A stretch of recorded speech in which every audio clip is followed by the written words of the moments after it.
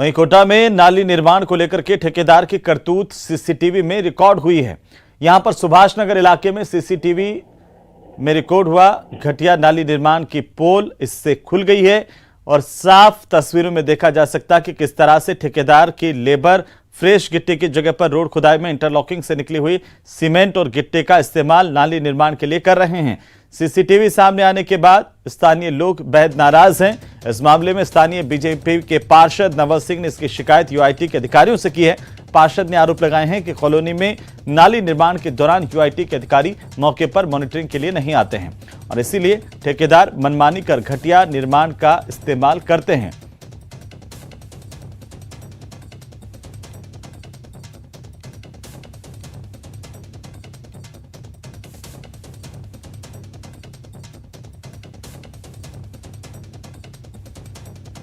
कि जब आप गिट्टी सीमेंट का पैसा ले रहे हो तो गिट्टी सीमेंट फंसाओ ना।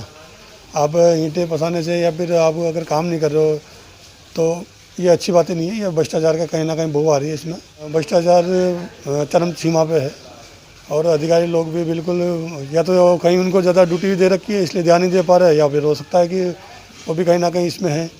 तो ये चीज़ तो अभी मैंने शिकायत करी है, आईएन साहब को भी करी है और देखो अभी क्या जवाब देते हैं और देख के बताएंगे फिर।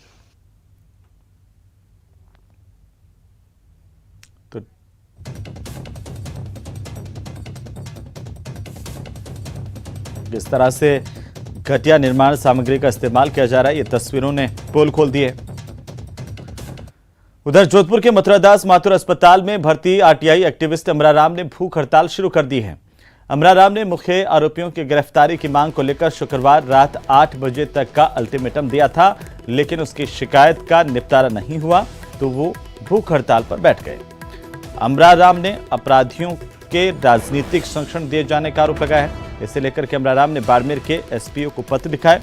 आपको बता दें कि 21 दिसंबर को बाड़मेर में आरटीआई कार्यकर्ता पर जानलेवा हमला किया गया था, जिसमें उनके हाथ और पांव तोड़ दिए गए थे और उन्हें गंभीर हालत में मथुरादास माथुर अस्पताल में भर्ती करवाया गया था, जहां पर उनका इलाज जारी है। 21 दिसंबर को जानलेवा हमला हुआ था। उसके बाद से लगातार अस्पताल में अमराराम और यहां पर अनशन पर चले गए हैं। तो अमराराम ने अस्पताल में अनशन शुरू कर दिया है। मुख्य आरोपियों को पकड़ने की मांग को लेकर के अमराराम अनशन कर रहे हैं। ज्यादा जानकारी के साथ जोधपुर से हमारे संवाददाता रंजन दवे हमारे साथ जुड़ चुके हैं फोन लाइन पर। रंजन, क्या कुछ जानकारी अमराराम की तरफ से अनशन की शुरुआत कर दी गई है? जी बिल्कुल बताना चाहूंगा कि 21 तारीख को बाड़मेर के गिड़ा क्षेत्र में यह प्रकरण हुआ था, जहां आरटीआई एक्टिविस्ट अमराराम गोदारा पे कुछ लोगों द्वारा अज्ञात लोगों की बात आई थी पहले बाद में, लेकिन उसके बाद जब नाम बताए गए तो उसके बाद पुलिस ने कार्रवाई करते हुए 4 लोगों को पकड़ा था और घायल अवस्था में अमराराम को यहाँ जोधपुर के मथुरादास माथुर अस्पताल में भर्ती कराया गया था, जहां उसका इलाज जारी है। और इस बीच सरकार ने भी गंभीरता दिखाई थी, सीआईडी-सीबी को इस पूरे मामले की जांच सौंपी थी, पुलिस ने भी तत्परता दिखाई थी। तो उसके बाद में मुख्यमंत्री अशोक गहलोत की ओर से भी यह संदेश आया था कि सख्त से सख्त कार्रवाई की जाएगी और उसी की परिणति के स्वरूप अगर देखा जाए तो सीआईडी-सीबी का दल यहाँ जोधपुर पहुंचा भी था और उन्होंने अमराराम से मुलाकात भी की थी, उनके परिजनों से भी मुलाकात की थी और उसने इस बात के लिए आश्वस्त किया था कि किसी भी परिस्थिति में दोषियों को बख्शा नहीं जाएगा। उसके बावजूद भी लगातार अमराराम की ओर से कुछ नाम बताए गए थे, जिनको षड्यंत्र के रूप में उन्होंने उनको नामित किया था कि सरपंच और उनके कुछ करीबी जो लोग थे उनका नाम उन्होंने आरोप लगाते हुए ये कहा था कि उनके द्वारा यह पूरा कृत्य करवाया गया है। और जब बात की गई थी तो उसमें उन्होंने ये भी बात बताई कि जो 4 लोग पकड़े हैं उनमें से 2 को वो बिल्कुल भी नहीं पहचानते। तो यहाँ पे भी एक संशय पैदा होता है। उसके बाद में उन्होंने अपनी बात को मनवाने के लिए, अपनी बात पहुंचाने के लिए अल्टीमेटम दिया था कि वे भूख हड़ताल पे जाएंगे और 24 घंटे का अल्टीमेटम देने के बाद में 8 बजे बीती रात से उन्होंने यह एक पत्र लिखा है बाड़मेर एसपी को। वह पत्र की प्रति हमारे न्यूज़ 18 राजस्थान के पास भी है, जिसमें उन्होंने यह कहा गया है कि तो दोषियों को बचाया जा रहा है, लिपापोती की जा रही है। इसको लेकर के अब उन्होंने अपनी अनशन शुरू की है। हालांकि वे मथुरा दास माथुर अस्पताल में ही भर्ती हैं अभी। बिल्कुल रंजन, चलिए बहुत बहुत शुक्रिया तमाम जानकारी के लिए। लगातार अपडेट हम आपसे लेते रहेंगे। तो 21 दिसंबर को जानलेवा हमला किया गया था और अब पीड़ित का यह आरोप है कि इस पूरे मामले को लेकर के मुख्य आरोपियों की गिरफ्तारी नहीं की गई है। जल्द से जल्द मुख्य आरोपियों की गिरफ्तारी की जाए और जल्द से जब तक गिरफ्तारी नहीं होती है, कार्रवाई नहीं होती है, तब तक वे भूख हड़ताल पर रहेंगे। तो वहीं भारत में कोरोना की तीसरी लहर लगातार पैर पसारती हुई नजर आ रही है और देश में कोरोना अपडेट्स की हम बात करें तो आज कोरोना के रिकॉर्ड केस देखने को मिल रहे हैं। पिछले 24 घंटे में 22,775 नए केस सामने आए हैं। कोरोना को लेकर के सबसे बड़ी जानकारी है, 406 लोगों की मौत कोरोना की वजह से हुई है। और देश भर में एक्टिव केसेस की बात करें तो 1,04,781 केस एक्टिव हैं कोरोना को लेकर के। एक तरफ कोरोना, दूसरी तरफ ओमिक्रॉन, दोनों लगातार बढ़ते जा रहे हैं दोनों के आंकड़े और यही चिंता का विषय है। तो देश भर के साथ साथ अगर राजस्थान की बात करें तो मरुधरा में कोरोना का वार देखने को मिल रहा है। मरुधरा में एक दिन में 208 नए मामले सामने आए हैं। सबसे ज्यादा जयपुर में 98 केस सामने आए और उसके बाद सरकार ने संवेदनशीलता दिखाते हुए मुख्यमंत्री की तरफ से इन मामलों को लेकर समीक्षा की गई। प्रशासन से भी कहा गया कि सख्ती बरती जाए। तो उदयपुर में कोरोना केस मिले हैं। ओमिक्रॉन से एक बुजुर्ग की मौत उदयपुर में हुई है। राजस्थान में एक्टिव केस का आंकड़ा 963।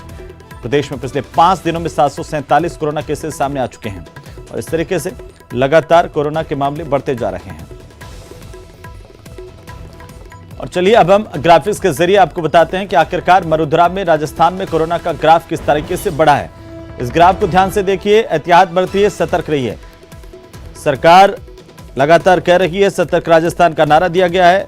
आम लोगों को भी जागरूक होना चाहिए। और ये देखिए किस तरीके से, पहले अगर देखें तो 27 दिसंबर को आप देखिए 59 मामले थे। उसके बाद में जैसे जैसे ग्राफ आगे बढ़ रहा है 31 दिसंबर तक 208 मामले कोरोना की रफ्तार बता रहे हैं। इस तेज गति के साथ कोरोना आगे बढ़ता हुआ पूरे दिसंबर के महीने में और खासतौर पर 27 से लेकर 31 दिसंबर के बीच में कैसे बढ़ता हुआ नजर आ रहा है।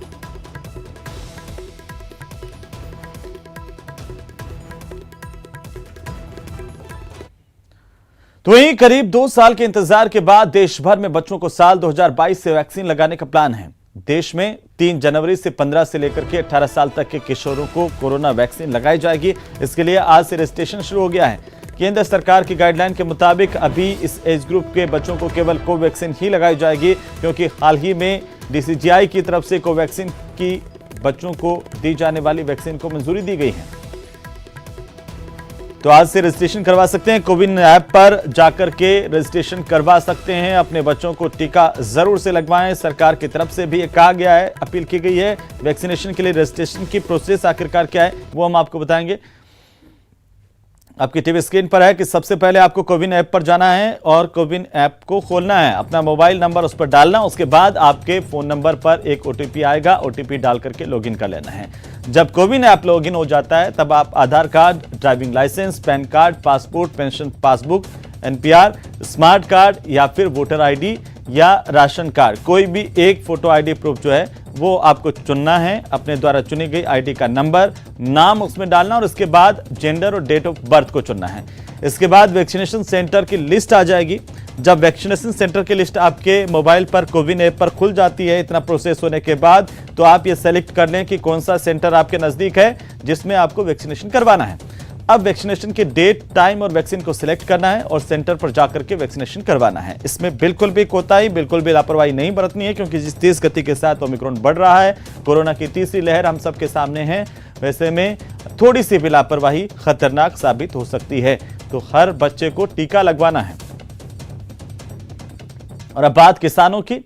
किसानों को नए साल का तोहफा आज मिलने जा रहा है। किसान सम्मान निधि प्रधानमंत्री नरेंद्र मोदी इसकी 10वीं किस्त जारी करेंगे। करीब 10 करोड़ किसानों के खातों में 2,000 रुपए डाले जाएंगे।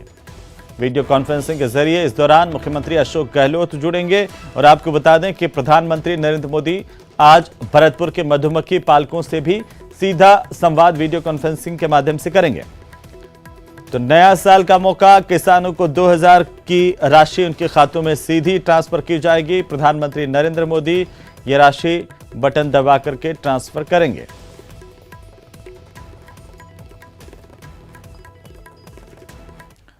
तो चलिए आगे बढ़ेंगे और इसी बीच बेरोजगारों को बड़ी सौगात नए साल में मिली है। आपको बता दें कि 32,000 तृतीय श्रेणी शिक्षकों की सीधी भर्ती होगी। शिक्षा विभाग की ओर से इसे लेकर विज्ञप्ति जारी की गई है, जिसमें प्राथमिक उच्च प्राथमिक विद्यालयों को शिक्षक मिल पाएंगे। 10 जनवरी से 9 फरवरी तक आवेदन किए जा सकते हैं।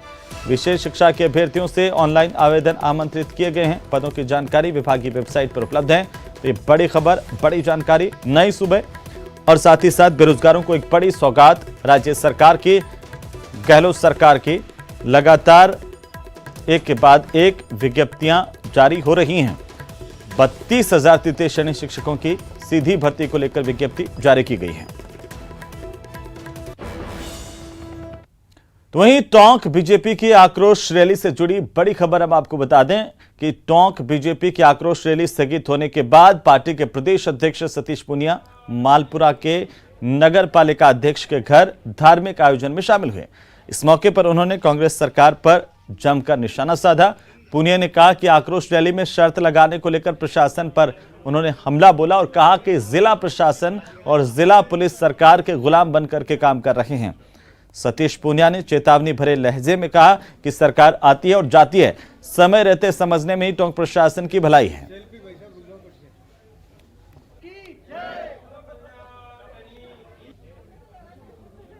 में तो जब सरकारें आती हैं चली जाती हैं, लेकिन प्रशासन निरपेक्ष रूप से काम करता है। पर यह पहली बार देखने में आया है कि प्रशासन इस तरफ से एक तरफा तरीके से सरकार के और गुलामों की तरह काम कर रहा है। तो मुझे लगता है कि उनको समय रहते समझ जाना चाहिए कि सरकारें तो बदलती रहती हैं, लेकिन किसी भी नौकरशाह को, किसी भी प्रशासनिक अधिकारी को निरपेक्ष तरीके से काम करना चाहिए। प्रतिभा की कोई उम्र नहीं होती, कोई भी इसे दृढ़ संकल्प और मेहनत से विकसित कर सकता है। हमें देश के कोने कोने से कुछ ऐसे युवा बच्चे मिले हैं जो हमारी पहल बायजूस यंग जीनियस में अपनी प्रतिभा से आपको विस्मित कर देंगे। और आज हम आपको चंडीगढ़ के जयवीर मक्कड़ से मिलवाते हैं, आप भी देखिए।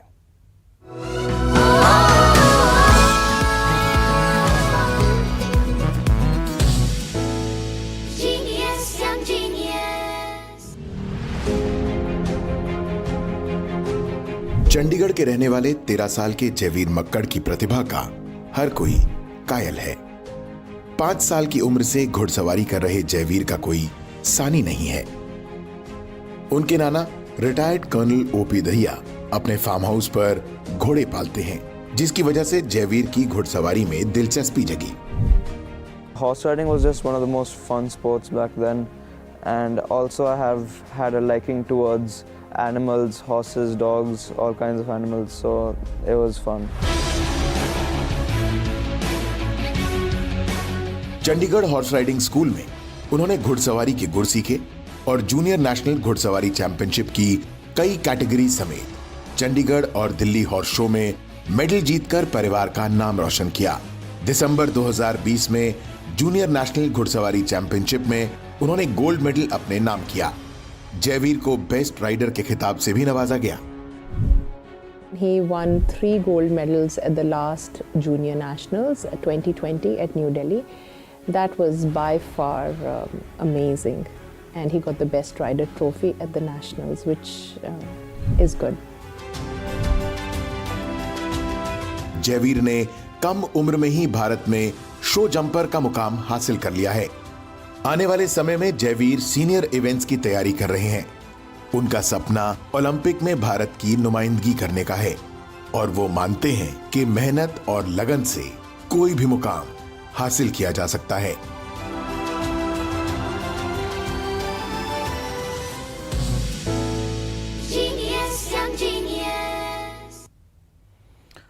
चलिए खबरें अभी और भी हैं, लेकिन फिलहाल वक्त एक छोटे से ब्रेक का, जल्द लौटते हैं।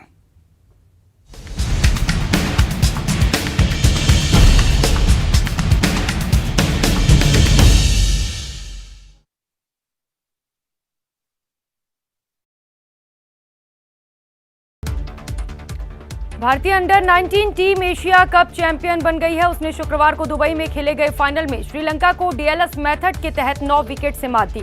इसके साथ ही जूनियर टीम इंडिया ने रिकॉर्ड 8वीं बार अंडर 19 एशिया कप पर कब्जा जमाया।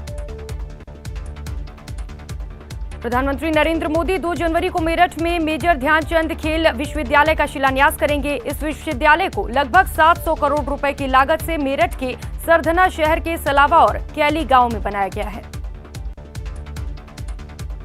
जीएसटी परिषद की बैठक में वित्त मंत्री निर्मला सीतारमण ने कहा कि कपड़े पर जीएसटी दर पर यथास्थिति को 5% तक बनाए रखने और इसे 12% तक नहीं बढ़ाने का निर्णय लिया गया है। कपड़े पर जीएसटी दर के मुद्दे को युक्तिकर समिति को भेजा जाएगा, जो फरवरी तक अपनी रिपोर्ट देगी।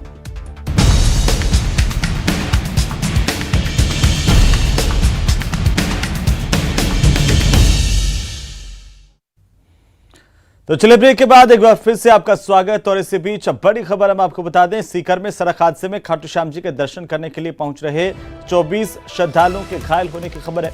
जानकारी के मुताबिक श्रद्धालुओं से भरी हुई बस रिंगस में बेकाबू हुई और उसके बाद पलट गई। स्थानीय लोगों ने बस में फंसे यात्रियों को बाहर निकाला और इलाज के लिए अस्पताल में दाखिल करवाया। सभी घायलों का इलाज निजी अस्पताल में चल रहा है। तस्वीरें हम आपको दिखा रहे हैं घटनास्थल की।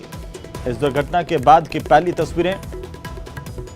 बस पलटने से 24 लोग घायल हुए हैं। खाटू श्याम जी के दर्शन करने के लिए ये तमाम श्रद्धालु मंदिर की तरफ जा रहे थे और इसी दौरान बीच रास्ते में ये सड़क हादसा हुआ है।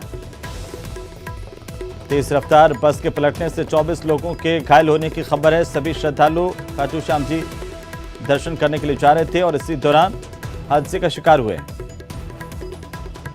सभी घायलों का इलाज निजी अस्पताल में जारी है। सूचना मिलने पर स्थानीय पुलिस भी मौके पर पहुंची। तमाम घायलों को निजी अस्पताल में भर्ती करवाया गया। स्थानीय लोगों ने बस के शीशे तोड़कर इन श्रद्धालुओं को बाहर निकाला। और इसी बीच श्रीगंगानगर से बड़ी खबर हम आपको बता दें। श्रीगंगानगर के सूरतगढ़ में भगत सिंह चौक स्थित मशहूर नमकीन शॉप आग की भेंट चढ़ गई है। इस घटना में दुकान का सारा सामान जलकर खाक हो गया। जानकारी के मुताबिक मौखम जी नमकीन भंडार पर तड़के करीब 3:30 बजे ये आग लगी। चौकीदार की सूचना पर पुलिस और फायर ब्रिगेड मौके पर पहुंचे और कड़ी मशक्कत के बाद इस आग पर अब काबू पा लिया गया है। बताया जाता है कि शॉर्ट सर्किट की वजह से आग लगी है। तो फिलहाल काफी नुकसान आग से हुआ है। तो शॉर्ट सर्किट से लगी आग में काफी नुकसान हुआ है। हालांकि इस आग को बुझा लिया गया। चौकीदार की सूचना पर पुलिस और फायर ब्रिगेड मौके पर पहुंचे थे और इसके बाद की तस्वीर देखिए। श्रीगंगानगर के सूरतगढ़ की तस्वीरें हैं, जहां पर भगत सिंह चौक पर स्थित मशहूर नमकीन शॉप में आग लगी और इस घटना में दुकान का सारा सामान जलकर खाक हो गया। जानकारी के अनुसार मौखम जी नमकीन भंडार पर ये आग तड़के करीब 3:30 बजे लगी थी।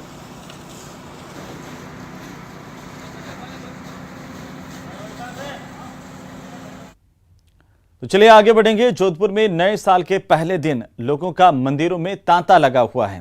रातानाड़ा के गणेश मंदिर में भी बड़ी संख्या में श्रद्धालुओं ने भगवान गणेश की पूजा अर्चना की है और नए साल पर सुख समृद्धि की शांति की कामना की है। रातानाड़ा मंदिर से जायजा लिया हमारे संवाददाता डॉक्टर रंजन दवे ने।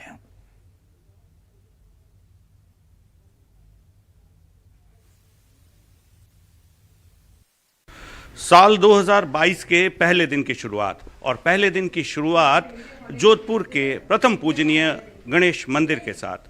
लोगों की यह मान्यता है कि जोधपुर का कोई भी शुभ काम हो उसकी शुरुआत भगवान गणेश रातानाड़ा मंदिर के दर्शन बिना अधूरी है। इसी कड़ी में कई लोग जोधपुर आए हैं और जोधपुर में प्रथम पूजनीय गणेश के दर्शनों के लिए यहाँ रातानाड़ा मंदिर आकर नए दिन की, नए साल की और अच्छे कार्य की शुरुआत करते हैं।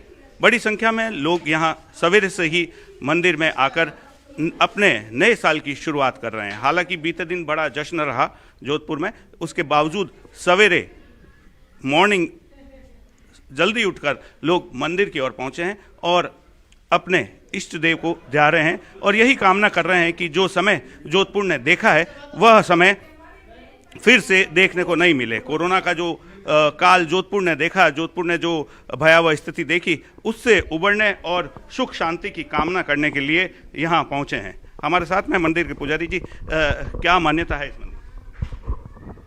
सबसे पहले यही मान्यता है, ये एक तक स्वयंभू है, वर्ल्ड में किसी के द्वारा कोई स्थापित नहीं है। ये पहाड़ में से ही निकली हुई है और हमारे कई पीढ़ियाँ यहाँ पूजा अर्चना करती हुई आ रही है। मारवाड़ में जो सबसे पहले यहाँ पढ़ाई शुरू की थी, जो पढ़ाई का अक्सर क्या होता है कि पढ़ाई किसको कहते हैं, ये हमारे पूर्वज दादाजी के पिताजी थे रोड़ीदास जी, जिन्होंने यहाँ मारवाड़ में जितने भी बनी है, आज जो मंडी में बैठे हैं और महाराष्ट्र में मंडी में बैठे हैं, दिल्ली के अंदर बैठे हैं, वो जितने भी बड़े बड़े हैं वो सब उनके यहाँ शिष्य बने और पढ़े लिखे हुए हैं। जोधपुर से कैमरा पर्सन शेर सिंह के साथ रंजन दवे, न्यूज़ 18 राजस्थान। तो वहीं डीजे पर थिरकते सैलानी, राजस्थानी लोक नृत्य की धूम और साथ में लजीज खाने का जायका। स्वर्ण नगरी में नए साल पर लोगों पर जश्न का जुनून छाया रहा। लोगों ने 2021 को विदा किया तो नए साल 2022 का शानदार स्वागत किया है। इस मौके पर रोशन स्वर्ण नगरी की छटा देखते ही बन रही थी। कई लोक नृत्यों पर लोग झूमते हुए नजर आए तो कहीं डीजे की धुनों पर खुद को थिरकने से नहीं रोक पाए।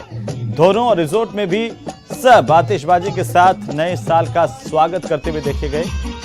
सर्द हवा के झोंके, रोशनी की झिलमिलाहट, डांस फ्लोर पर नृत्य करती देसी विदेशी बालाएं, सुर में सुर और ताल में ताल मिलाते युवा, फिल्मी और लोक गीतों की धमक, बढ़ती हुई धड़कनें, उत्साह, रोमांच और जश्न का ज्वार। स्वर्ण नगरी की फिजा बदली बदली सी नजर आ रही थी।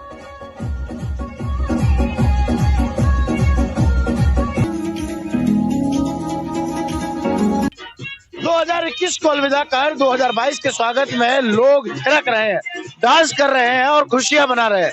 ये साफ तस्वीरें न्यूज़ 18 आपको दिखा रहा है, जहाँ के ये सैलानी जैसलमेर पहुंचे हैं और धोरों की धरती पर धमाल मचाया है।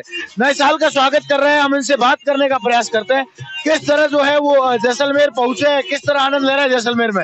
जैसलमेर में कैसे स्वागत हुआ है?